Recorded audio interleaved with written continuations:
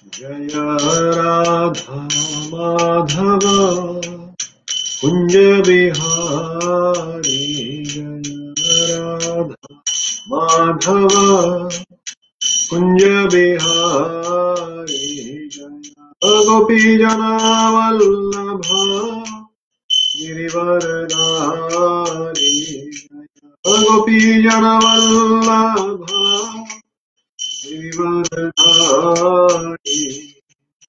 यशोदानंदन भज जन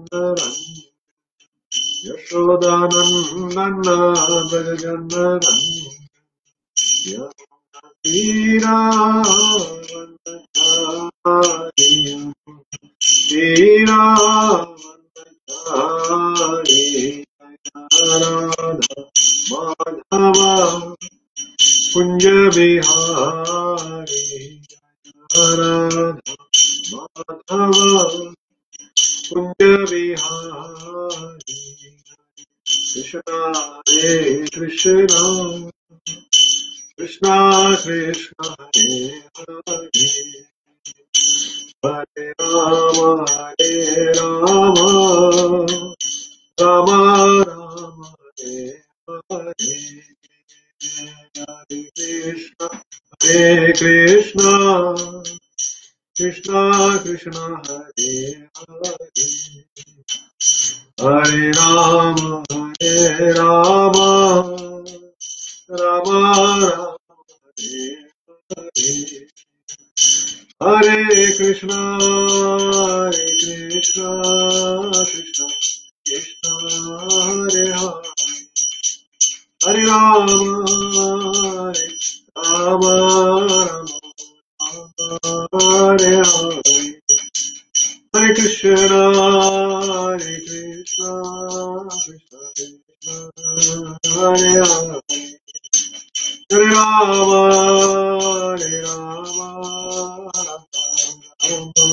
हरे हरे, जय राधा गिरिधारी राधा हरि राधा, जय जगन्नाथ जय जगन्नाथ जय बलदेव जय सुभद्रा, जय पंचतत्व जय पंचतत्व जय पंचतत्व जय पंचतत्व, जय गौनिताय जय गौनिताय जय गौनिताय जय गौनिताय, प्रभुपाद प्रभुपाद प्रभुपाद जय जय प्रभुपाद जय जय, गुरुदेव गुरुदेव गुरुदेव जय जय गुरुदेव, जय श्रीपाद परमहंस परिव्राजक जय, अष्टोत्तर शतश्री ऐसी भक्ति वेदांत स्वामी श्रील प्रभुपाद की जय, अनंत कोटि वैष्णव वृंद की जय, नामचारी श्री हरिदास ठाकुर की जय, प्रेम से कहो श्री कृष्ण चैतन्य प्रभु नित्यानंद, श्री अद्वैत गदाधर श्रीवासादि गौर भक्त वृंद की जय, श्री श्री राधा श्याम सुंदर जी की जय, श्री श्री राधा गिरिधारी भगवान की जय, श्री श्री जगन्नाथ बलदेव सुभद्र मैया की जय, श्री गौर निताय की जय, निताय गौर प्रेमानंदे हरि हरि बोल। All glories to the assembled devotees, Hare Krishna. All glories to the assembled devotees, Hare Krishna. All glories to the assembled devotees, Hare Krishna. All glories to the lotus feet of Sri Guru and Sri Gauranga. All glories to Srila Prabhupada.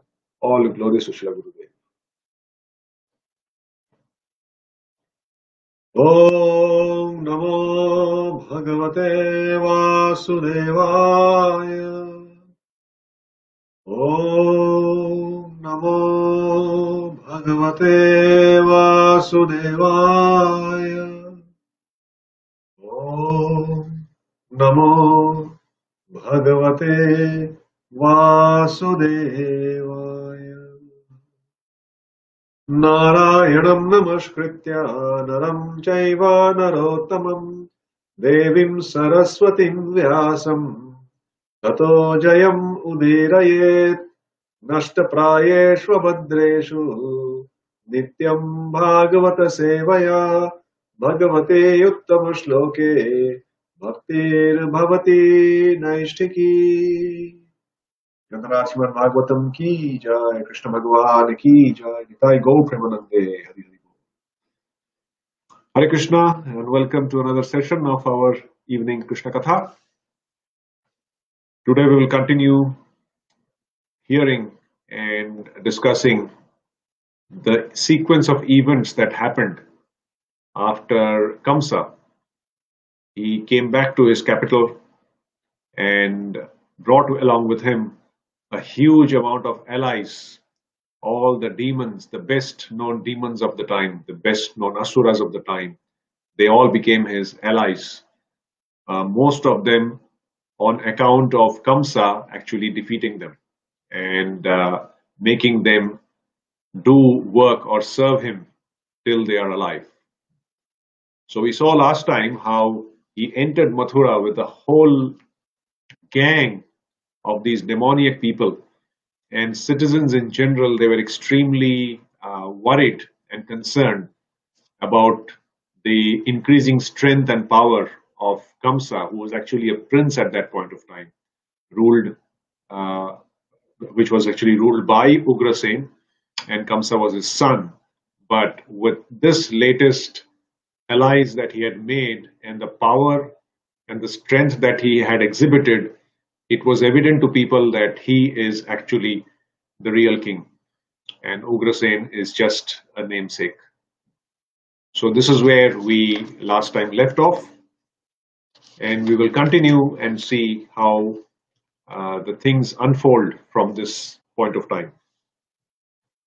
So we are doing rather reading or sequencing the events that happened in chapter 1, Canto 10, that led to the appearance of Krishna in this material world.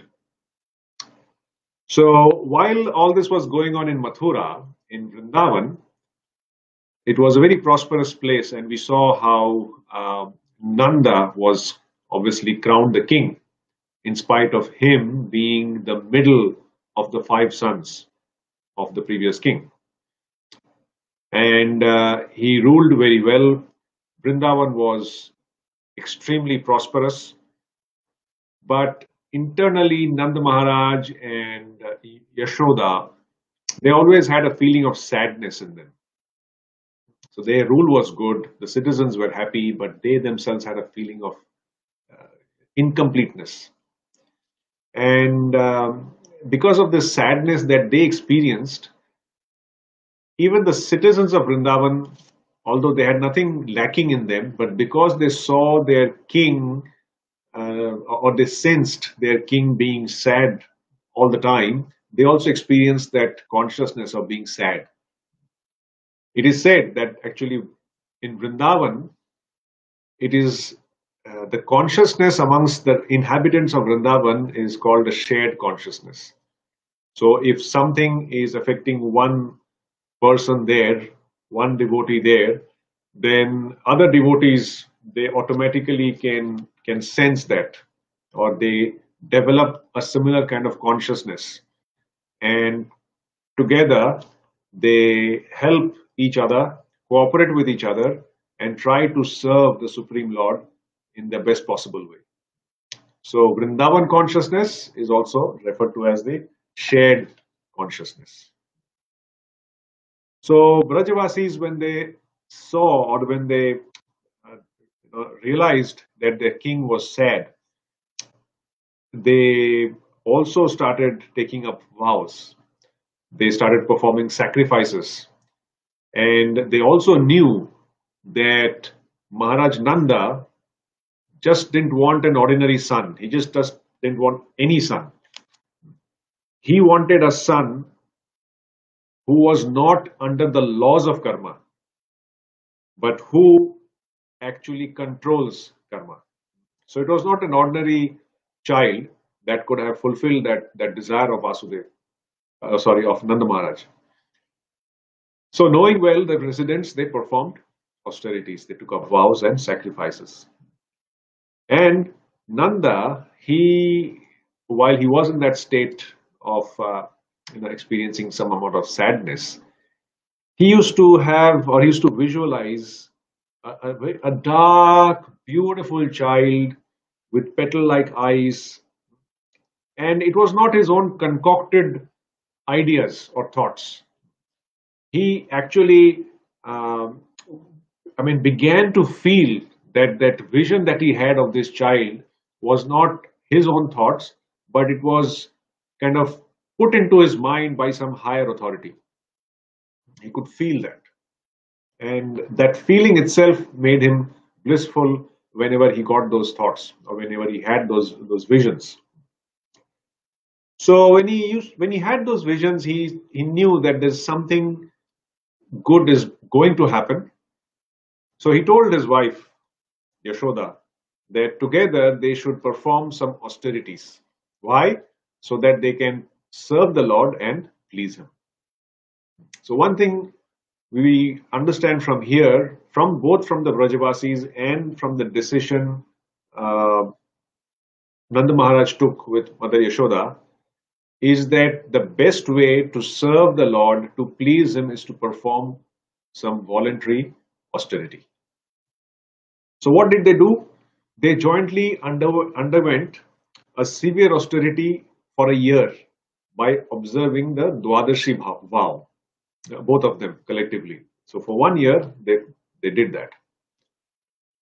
So the lesson for us to learn here is, doesn't matter, we don't have to wait for realizing that we are in distress or for waiting for miseries to overcome us. Whenever we feel the need to please the Supreme Lord, we should voluntarily take up some austerity. And austerity does not mean we have to follow exactly what Nanda Maharaj did. But for us, in current situation, chanting extra rounds is an austerity. Reading Prabhupada's books daily is an austerity. And talking about reading Prabhupada's books, this week, for all of you who are listening and would be listening later on, this week we devotees in Auckland are observing the Shravanam week, which was given to devotees all over the world as an initiative from the Ministry of Education in ISKCON. So we are trying to collectively meet each other on Zoom, considering it's not easy to meet face to face with the current situation. So we meet each other on Zoom and we collectively read from Srimad from Srila Prabhupada's books. So yesterday we started the first day by reading from Srimad Bhagavatam, the prayers of Kunti Maharani, and tomorrow we will continue that reading. So those of you who couldn't join yesterday, please do join in tomorrow at 7:30 to 8:15 in the evening. We will be sending out a Zoom invite, and please feel free to read. The whole idea being that we develop the habit of reading every day Srila Prabhupada books. So for us, even reading a book every day or reading a little bit of scriptures from Prabhupada's books is an austerity. But why do we do that? To please the Supreme Lord. So all this when all this was happening in Vrindavan, back to Kamsa, where he by the way, would you know what's the name? What does the name Kamsa mean? The name Kamsa means to destroy. To destroy. So while Kamsa was strong and he had this alliance with all these demoniac personalities, that is the time Gargamuni came up with this proposal of the marriage between Vasudev and Devaki. Devaki was, as we have seen, Maharaj Devak's daughter, and Vasudev was the ruler, was a king in his own right. And this marriage between the Vasudev was Surasen's son, as we saw it, from Vrishni dynasty, and Devaki was from the Ugrasen's dynasty, which is the Bhoja dynasty. So these two dynasties were one of the most powerful dynasties at that point of time. So when Gargamuni got this proposal, he obviously matched horoscopes and saw many other things, and he put forward this proposal to the two families. They accepted it, and Kamsa also accepted it. But Kamsa accepted it with the intent that because the alliance is between two powerful families, he will become even more powerful with this marriage alliance. Although it was not his marriage, his sister's marriage, but still, that was the most important aspect that he kept in mind when this proposal was being finalized. So he knew that he's got an alliance with all these Rakshasas. Now he needed a powerful alliance with the Kshatriyas. Because ultimately, what was his goal? Because he was Kalanemi in his previous birth, his goal was ultimately to take revenge by destroying Vishnu. So he thought. So he welcomed the proposal. And although Kamsa was very cruel, demoniac, very angry personality, he somehow or the other had a very soft corner for his sister, Devaki. He was very, very affectionate towards her. And he also respected Vasudev for the personality he was, his truthfulness, his honesty. So he saw that as a really good match. And there was, apart from the diplomacy, he actually loved that relationship, and he was happy that two wonderful personalities, one of which was his sister, were actually coming together. So because he was so happy and his Devaki was his favorite sister, he made all the marriage arrangements personally, and he took it upon him to make that marriage or to celebrate the marriage as if that was the marriage of the millennium. Just like, a few months back, or maybe a few years back, not months back, we had a big marriage ceremony in India between a cricket star and a Bollywood actress. And it was one of the most talked about marriage ceremony in India, or rather in the world at that point of time. So similarly, this marriage, in terms of preparations, in terms of all the decorations, the way things were planned, it was supposed to be a majestic marriage. The citizens, they would have never seen such celebrations ever in their life. So the marriage ceremony took place, and then the time came when Vasudev was to take his newlywed wife Devaki to his palace. And they sat in the chariot, and Kamsa, because he was so affectionate to his sister, he took upon him the responsibility of taking over the menial job of the charioteer. So he stepped in and held the reins, and he proudly and lovingly started driving the chariot which had the newlywed couple. And it is said that along with the couple, when they were leaving, there was so much opulences that were given to the girl as what we understand as dowry. And in the purport, Prabhupada explains that usually in the Vedic society, it was very scientifically put in place, and the father, the inheritance from the father goes on to the sons, not to the daughters. So to compensate the daughters, the father used to give a big generous dowry when the daughter got married, because daughter moves into somebody else's house. So he used to give her as much as he could during the time of marriage. So it is not that sons and daughters were treated unequally, but they were given different ways. They were equally affectionate towards both, but the sons had the inheritance, the daughters had the dowry. Unfortunately, it's degenerated to something completely wrong at this point of time that people understand. Anyway, so the dowry consisted of an elaborate affair. It is said that there were about 1,000 maids that accompanied Vasudev, Nanda, and sorry, confused here, Vasudev and Devaki. We are going from Vrindavan and back and forth to Mathura. Then there were 10,000 elephants, 1 million horses, 100,000 chariots, 200,000 cows. They were all just a wedding gift for Devaki. So Mathura had never ever experienced such opulence in a wedding. And while Kamsa was nicely driving the chariot and moving on, something completely unexpected happened. And what is it that happened? We'll look at this verse from Srimad Bhagavatam, which is chapter 1, text 34.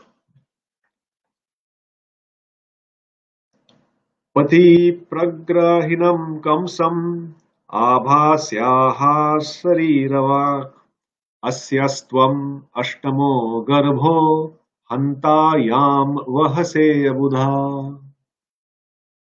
Translation and purport by Srila Prabhupada ki jai. While Kamsa, controlling the reins of the horses, was driving the chariot along the way, an unembodied voice addressed him. You foolish rascal! The 8th child of the woman you are carrying will kill you. Purport. The omen spoke of Ashtamo Garbha, referring to the 8th pregnancy, but did not clearly say whether the child was to be a son or a daughter. Even if Kamsa were to see that the 8th child of Devaki was a daughter, he should have no doubt that the 8th child was to kill him. According to the Vishwakosha dictionary, the word Garbha means embryo and also Arbhaka or child. So Garbha means embryo, it also means Arbhaka or child. Kamsa was affectionate towards his sister, and therefore he had become the chariot driver to carry her and his brother-in-law to their home. The demigods did not want Kamsa to be affectionate towards Devaki, and therefore from an unseen position they encouraged Kamsa to offend her. So we know the cause of that unembodied voice. Moreover, the 6 sons of Marichi had been cursed to take birth from the womb of Devaki, and upon being killed by Kamsa, they would be delivered. When Devaki understood that Kamsa would be killed by the Supreme Personality of Godhead who would appear from her womb, she felt great joy. The word Vahase is also significant because it indicates the ominous vibration condemned Kamsa for acting just like a beast of burden by carrying his enemy's mother. So there was this big voice from the sky that said, "You fool." Imagine telling that to the most powerful person on earth at that point of time. Can you imagine? You tell the most powerful person, "You fool," and that itself is, whew. And then to say that the lady whom you're lovingly carrying on your chariot is going to be, her 8th son is going to be the cause of your death. Guess what's going to happen? Guess what's going to happen? So, as soon as that happened, Kamsa was a bit perplexed. And the citizens were even more worried because they knew Kamsa was an evil person. And when such a threat is given to an evil person, he becomes even more evil, even more angry. And the brunt of that anger is normally borne by the citizens. So they became extremely fearful of what's going to happen.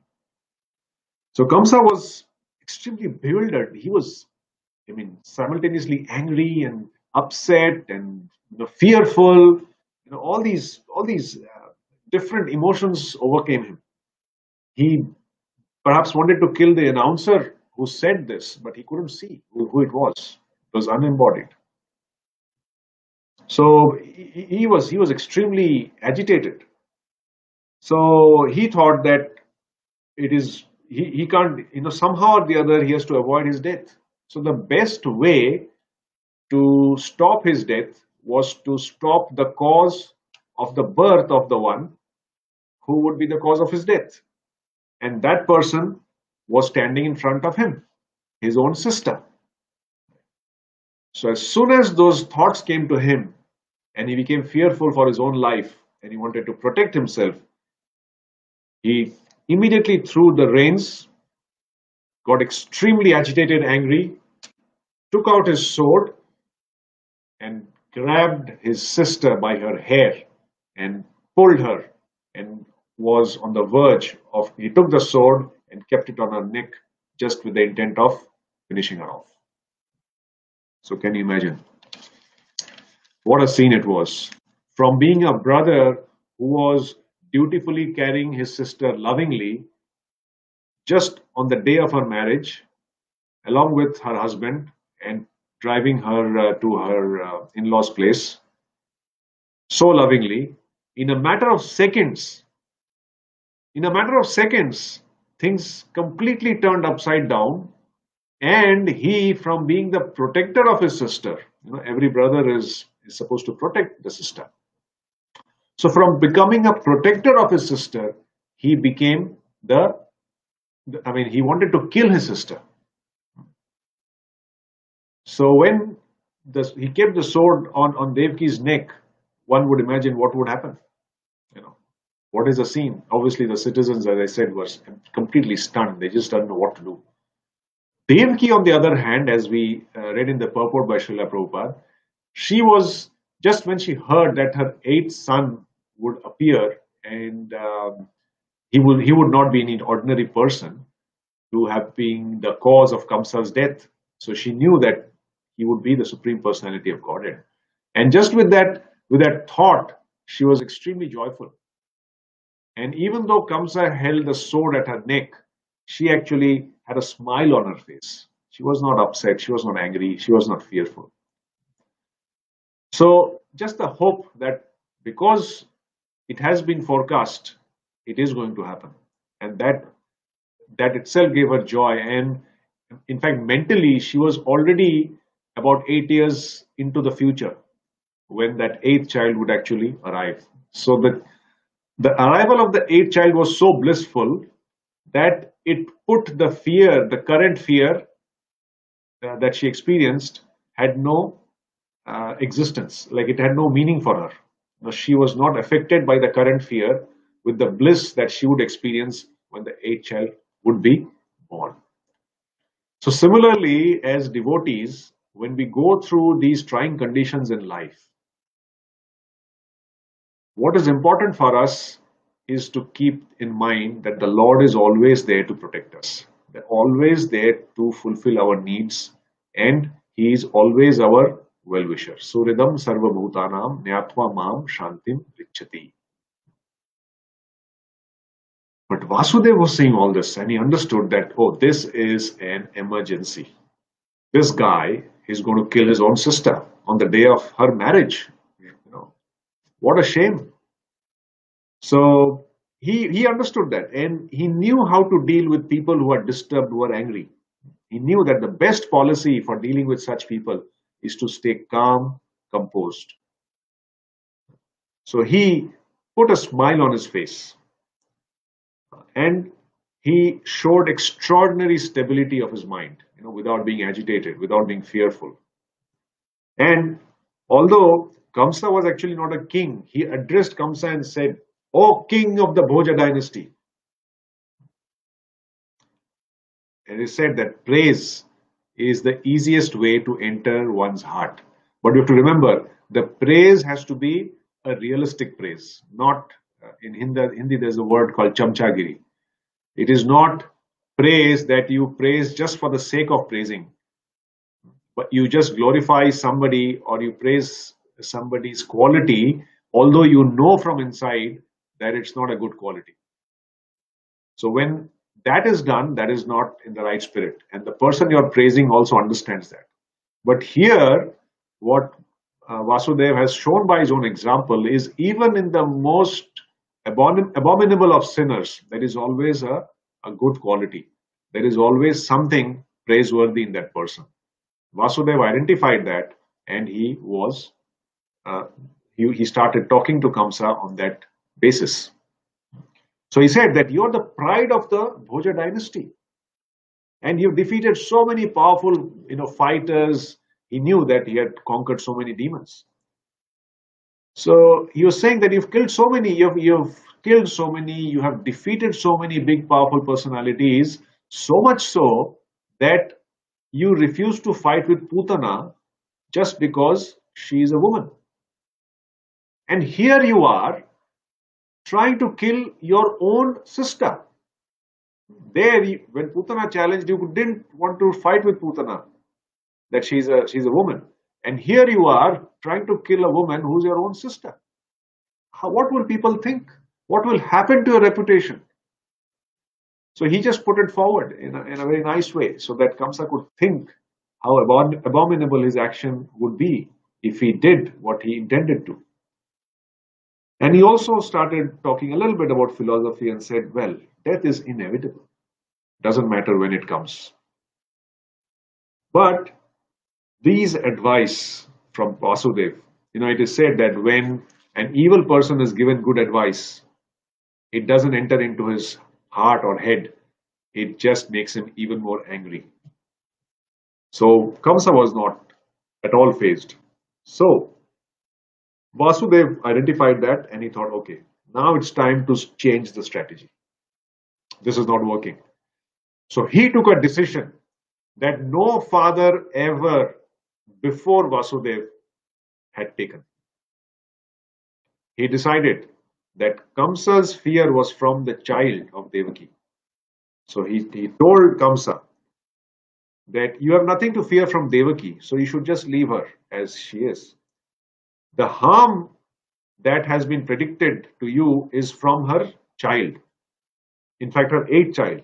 So I promise that I will personally deliver all the children that Devaki gives birth to. I will personally take the child and deliver to you, and you can do whatever you want with the child. How about that? So you have nothing to fear now. So when Vasudev said this to Kamsa, that's when he was pacified. And he thought, yeah, well, that's fine, because my threat is from the children. So if Vasudev gives me the child, then I have nothing to fear.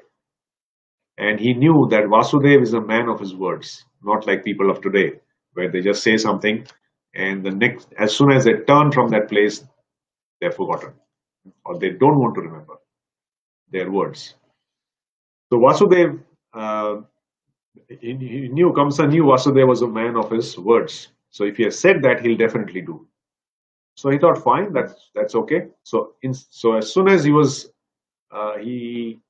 understood that yes, I'm out of danger, and Vasudeva has agreed to hand over the children, he left Devaki, jumped out of the chariot, kept his sword back, and started walking away. As soon as Kamsa walked a little distance away from the assembled the whole entourage of the marriage party, Vasudeva, you can imagine all the whole entourage was going, the musicians and the dancers and all these maids and the whole. So all of them had stopped when all these things was happening. So Vasudev thought that, well, this is a marriage party, and imagine so many people going disappointed, silently entering the palace of Vasudev. It's not a good omen. So he told all the musicians, okay, come on, start playing again. We are back to normal. Let's go. So they recommenced, but the mood was very depressing. I mean, nobody was actually happy from within. They just played the musical instruments, dancers danced, but that charm wasn't there. Anyway, like this, they came back to the palace, they entered there, and as soon as Vasudeva and Devaki entered the palace, they saw a lot of footsteps. And they saw that they are actually all Kamsa's guards. Kamsa has specifically sent them to guard Vasudeva and Devaki and keep a tab on their whereabouts. It is said Kamsa sent about 10,000 guards and they surrounded the place and they were keeping a close eye on their activities. So while all this was going on, in a few months, Devaki finally gave birth to the first child. And this child's name was Kirtiman, one who is glorious, who would be famous. But how long that fame would last, nobody knew. Maybe a day, maybe less. So anyway, when child was born, Vasudev obviously had a promise to fulfill. So Vasudev, he got up, extended his hand to Devaki, and wanted the child. And Devaki exactly knew what Vasudev was up to, and she held the child back. She wouldn't want to give, and she started crying. She thought, how can a father be so cruel-hearted? Now, Vasudev might have promised, but how can he just take his child and give it to Kamsa, knowing fully well that this child will be killed as soon as it is handed over to Kamsa? It's like taking a child to a butcher house, to a butcher, so slaughterhouse. But Vasudev, being who he was, there were five prominent thoughts in his mind at that point of time. Imagine, you've given a promise just to save your wife in the nick of time. Then you've got your wife in front, a newborn child whom you're attracted to, who's the light of your life. You're the king, but then will you fulfill your promise or will you not? Will you keep your word or will you not?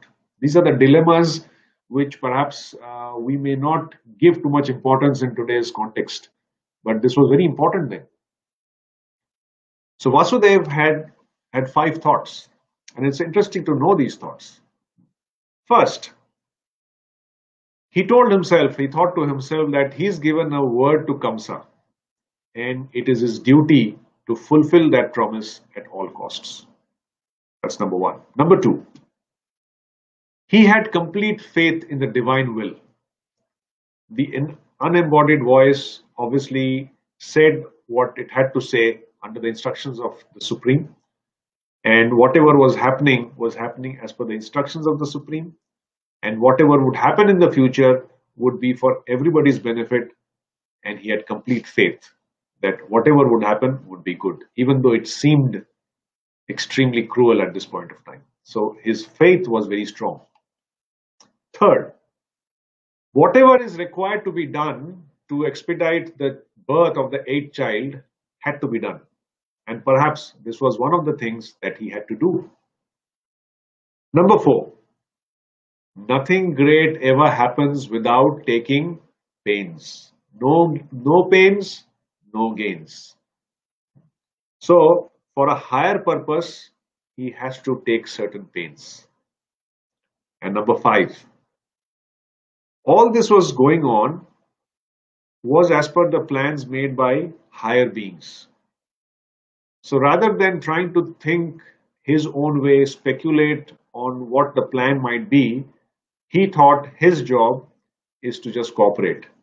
What the conditions that we are going through is something that is planned and orchestrated by the higher beings.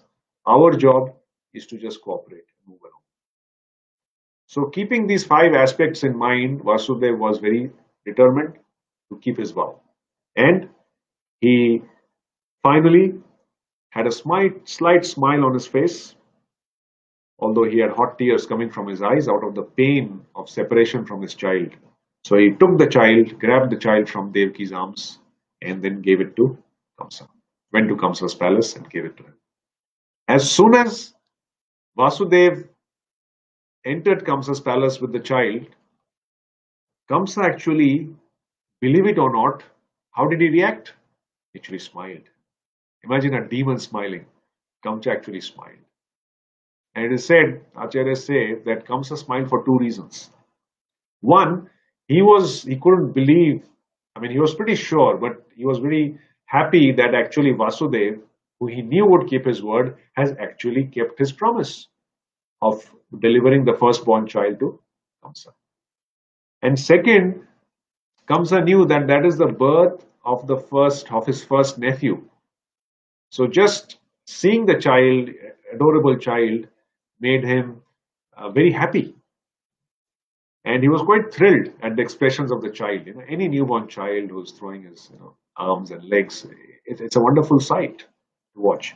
So he actually forgot his anger and forgot his fear. And he just told Vasudev, no, no, you take this child. This child, I have nothing to fear from this child. It's the eighth child is going to kill me. So you take him away. Vasudev was stunned. How can a demon become merciful? How come he's so happy? How come he's smiling? And although he was happy that this has happened, but like when you expect a bad from a bad person, and sometimes he is really behaving very nicely, how do you reckon? How do you feel? There must be some catch. There must be something. So Vasudev thought that Kamsa cannot be trusted. Although he is releasing the child now, he could not. So he went back to Devaki, and Devaki thought, wow, my brother, he may be bad, but he still has a heart of gold that he's let this child go. And they were extremely happy. But is this happiness going to continue for long? How long lived or short lived was this? We will see next time, same day, and continue the story. Before we leave, just a few important lessons that we touched upon today. First is the Vrindavan consciousness, or the consciousness of devotees, is called a shared consciousness. And that's why there is this feeling of compassion for each other. There is this feeling of cooperation amongst each other to serve the Supreme Personality of Godhead. Not in competition to prove anything to each other, but in our interest to cooperate with each other. So Vrindavan consciousness is shared consciousness. That's number one. Number two, when we want to serve and please the Lord, we need to take up voluntary austerities. There is no shortcut for it. Ultimately, we have to please the Lord. Number three, when any living entity perceives a threat of death, that is, life is in danger, he can go to any extent. He can become from protector to a terminator. He can become from a loving brother to a killer. And that is the nature of this material world, where relationships change when situations change. It's not permanent. And number four, demons can never be trusted. They can change any point of time. And it is also important to know that to deal with angry and disturbed people, not with anger, but with a calm and composed mind. And when required, change your strategy. So these are very nice management lessons that we learned from Vasudev, and the 5 thoughts that came to him before he took that one of the most difficult decisions of his life. So these incidents are not just stories. These are incidents that make us think, make us relate to things that are happening in our life, and to see the solutions that these personalities have used in those circumstances, and see whether we can learn from them and use similar strategies in our life to make our life more meaningful, make our life more peaceful and content, so that we are able to devote much of our time in the service of the Lord and perform some voluntary austerities. Srimad Bhagavatam ki jai, Srila Prabhupada ki jai, Nitai Gaur Premanande, Hari Hari Bol. Thank you very much. Hare Krishna.